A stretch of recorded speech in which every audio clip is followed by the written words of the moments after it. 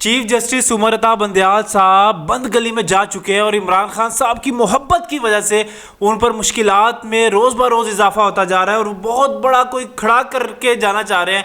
आपको पिछले हफ्ते छोटी मोटी ढोलकियां बजती सुनाई दी होंगी, लेकिन अगला हफ्ता बड़ा ढोल बजाएंगे chief justice of Pakistan Umar Ata Bandial साहब, क्योंकि उनकी रिटायरमेंट के कुछ ही दिन रह गए हैं और वो कुछ ऐसा धमाका या कह लें कि ऐसा तसादुम चाह रहे हैं जिसकी वजह से 21, 22 और 25 तारीख ये बहुत अहम तारीख है और इसमें बड़ा आपको समझे कि बड़ी अपडेट मिलेगी। लेकिन सबसे पहले आपको बताएं कि जिस तरह से chief justice of Pakistan Umar Ata Bandial साहब अपने आप को मुश्किलों में डाल रहे हैं, तो दूसरी तरफ जो हमारे आर्मी चीफ है आसिम मुनीर साहब, वो एक एक करके अपने तमाम अहदाफ को पूरा करते जा रहे हैं, अपने तमाम चीज़ों को वो अचीव करते जा रहे हैं जो उन्होंने एक टारगेट सोचे हुए थे।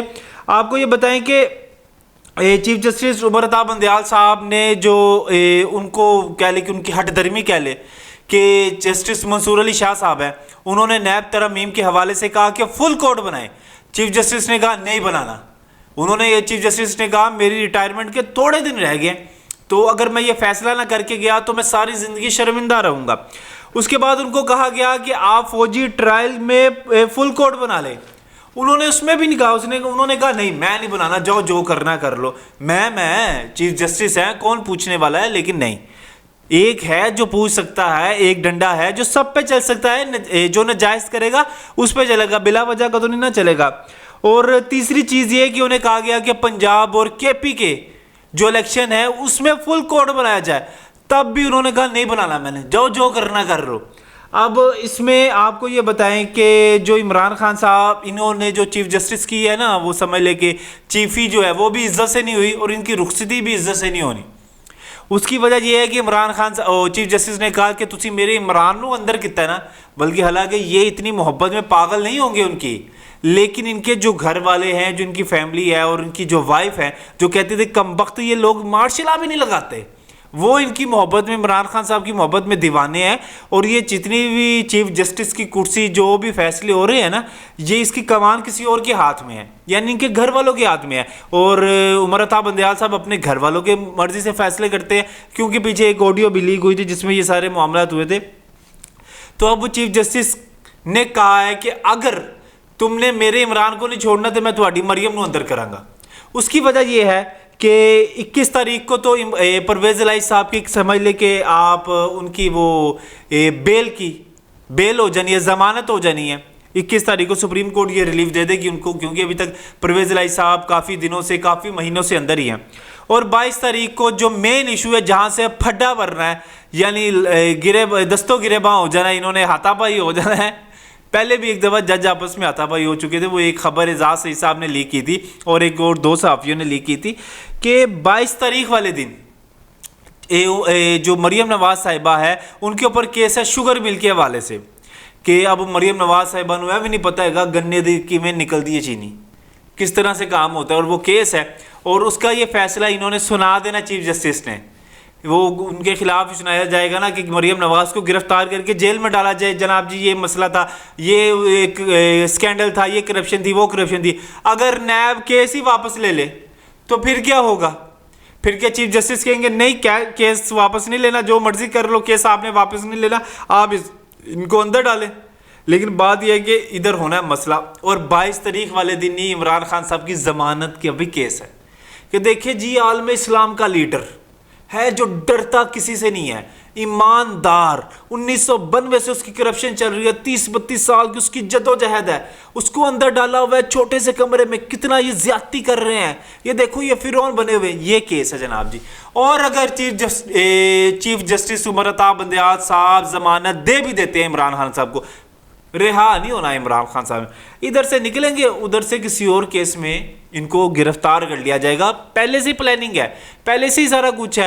और जो है ना अपने उमर अता बंदयाल साहब, वो पहले से ही तय करके बैठे हुए हैं, वो लिख के बैठे हुए हैं नैब के जो ये तरमीम का जो केस है ना वो, और चीफ जस्टिस के चंद ही दिन है रिटायरमेंट के, और वो चंद दिन ही समझ लेके कुछ ऐसा कुछ करके जाना चाह रहे हैं कि जिसके बाद बस समझ लेके बाद में इनके भी, आज वो कुर्सी पे हैं, आज उनका ऑर्डर चल सकता है, लेकिन सदा बादशाही अल्लाह की है और किसी की नहीं है।